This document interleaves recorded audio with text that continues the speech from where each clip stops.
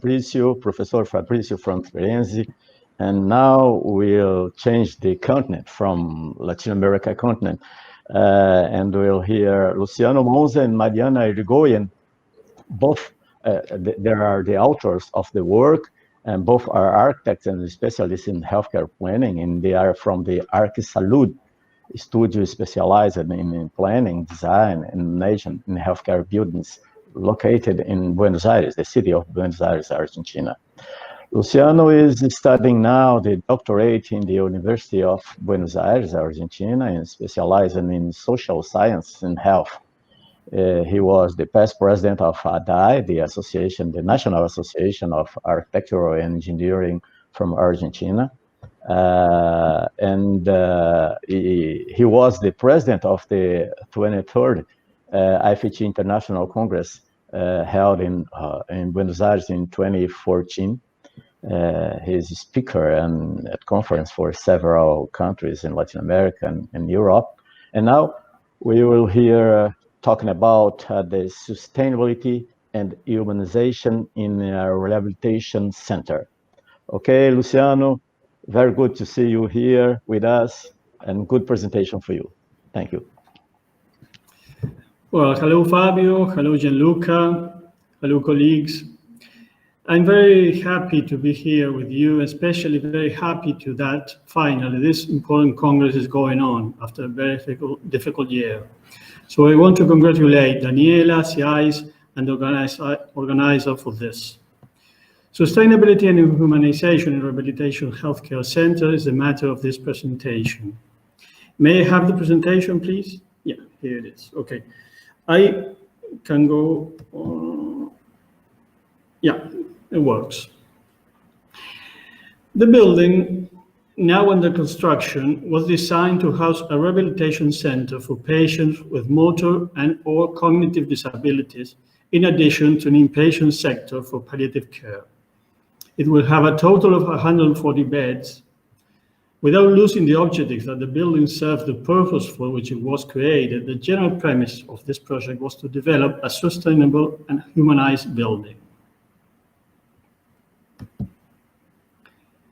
Some of the general strategies carried out in this project are: minimize environmental footprint, keeping in mind the local environment; efficient land use, integrated it into the natural landscape; not to cause major impacts on the environment that can affect the temperature and to avoid the formation of a heat island effect; roofs covered with green and stones that can absorb or reflect sunlight, protecting the building and the environment; and slow down rainwater drainage; deep eaves to mitigate the entry of summer sunlight, which can be very hot; reduce energy and water consumption throughout building lifespan; use of renewable energies to complement conventional services. Architecture should collaborate in patient recovery by creating sustainability environment strategies, giving all the spaces where the patient stays or moves and the staff works natural lighting and visuals to outside green. The site where the rehabilitation center is being built is located in a suburban area of the metropolitan area of Buenos Aires city. With more than 30,000 square meters area, the site has many and varied trees, where some of greater size and importance are located towards the front and some other, smaller or bush varieties are located on its limits, sides and back. This distribution of green allows us to project and construct the building without practically eliminating any tree.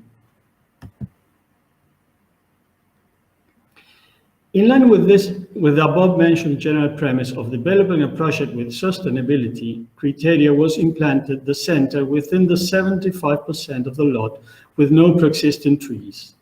The existing trees, in addition to the trees added to the project stage, have been incorporated into the design of facilities with landscape criteria, as well as bioenvironmental criteria related to thermal and visual control.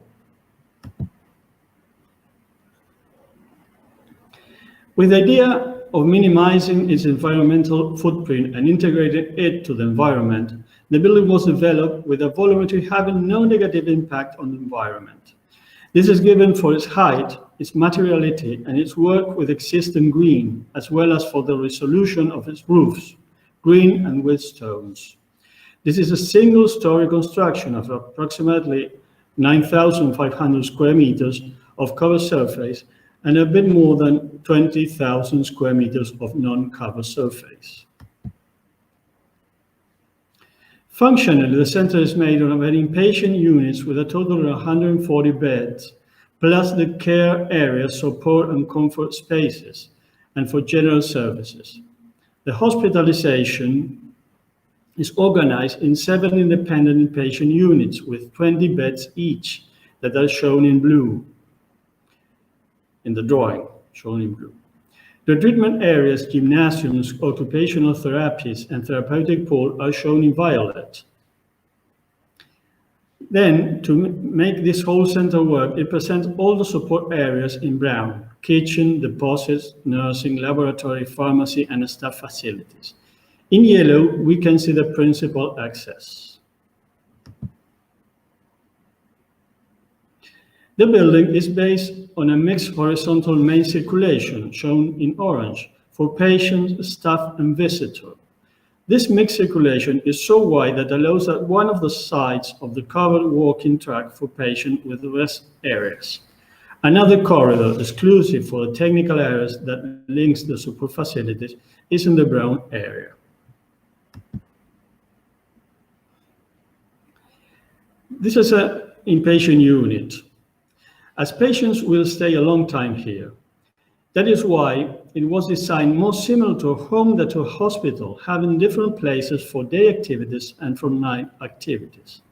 In addition to the rooms, each inpatient unit will have a lounge and dining room, a controlled expansion to the inner courtyard, and another semi-covered outside area linked to the therapeutic garden.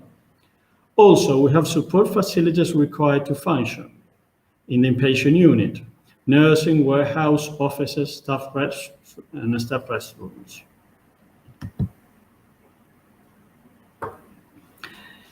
These units are complemented with healthcare spaces intended for treatment of patients.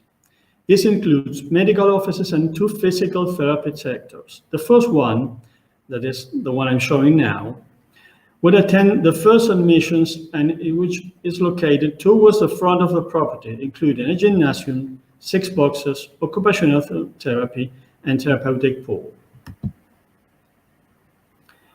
The second treatment area which will serve the 4, 5, and 6 inpatient units is located in the middle of the building and having a protected gymnasium, 3 boxes, and occupational therapy. We work with exterior spaces and a therapeutic garden. All inpatient units are directly linked to it. On the outside, the unit is through a path divided by a green space and shares a rotational path with a walking track with difficult.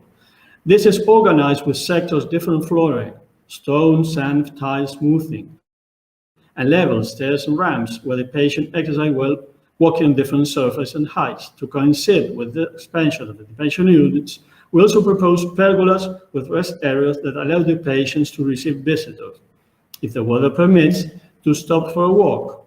There are also expansions for the inpatient unit are given to the expansion yards with direct visual control from the nursing station. The building envelope, both the exterior walls and the roof, has been worked to preserve the ambient temperature according for the season, avoiding thermal losses in winter or gains in summer. To do this, it was defined to work with the walls composed of ceramic bricks or concrete partition on the outside and a half wall of plaster rock partition with thermal insulation on the inside. The roofs will be made of concrete slab, which will work with sectors of green terrace and others with pometine, stone, or similar.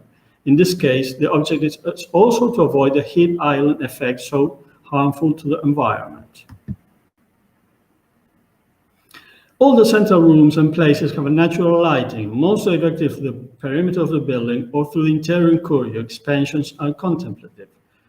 Work was carried out to improve the natural lighting in large places such as gyms, therapeutic, pool, and access hall, and indirect lighting surface with shed type openings was used. The windows of the inpatient units have all the same orientation towards the north. Our north is the south or north hemisphere. To activate this, because the building is not straight, the strategy was to work on the windows in a volume that varies in inclination according to the orientation of the building facade in that sector.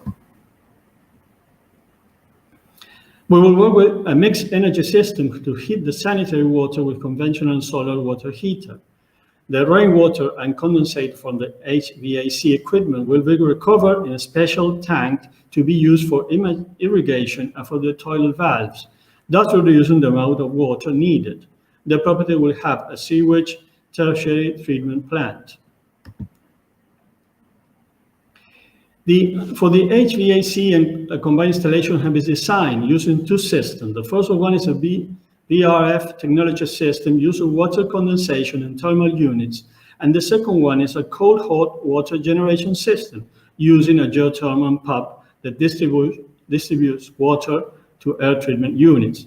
Additionally, there is a system for the injection of treatment external air which supply the minimum volume of external air in use.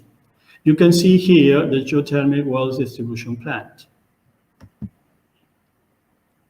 The building was placed on the property in order to preserve the existing trees as much as possible. Besides providing a stimulating and pleasing atmosphere, it was used to generate protection from the sun in summer. Trees are being added in specific sectors. This is an aerial view where you can see how the building fits together with the vegetation, the green roofs, the big spaces, central lighting, and the solar heaters. On the left, in this picture, you can see a render of the principal axis, and in the center, on the right, two pictures from the construction that are now in this time. This is a view of the therapeutical garden.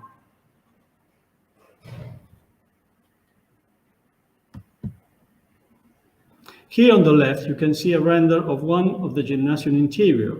On the center, a picture of the same place under construction now, and on the right, a picture from the outside now.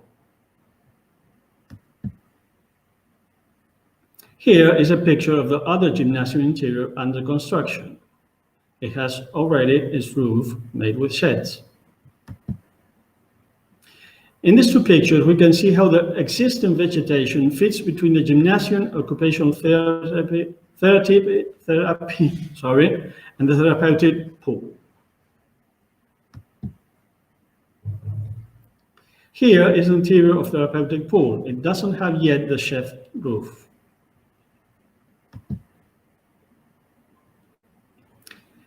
Here we have a construction picture on the left. On the left we have a render, and on the right we have a construction picture of the principal corridor with the walking track without difficulty. Sorry, we went. Something is not working. Yeah, here you can see the principal corridor with the tracking without difficulty on the left and on the render. And here you can see the render of an hospitalization unit designed in an occupational therapy room. Here's where the patients stay during the day, and that's why we say this is more or less a home than a hospital. 2 minutes more, Luciano. Thank you very much for your attention.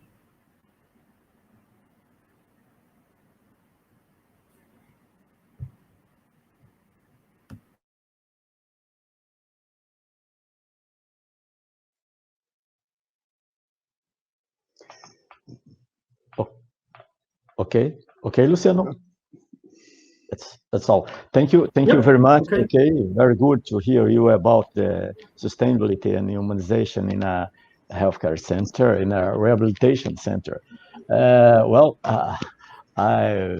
like to to know about the evolution of the form, the plants, can comfort and flows are the challenge in the concept of a hostel. When you think in humanization and sustainability, it's like a question. If you can just 30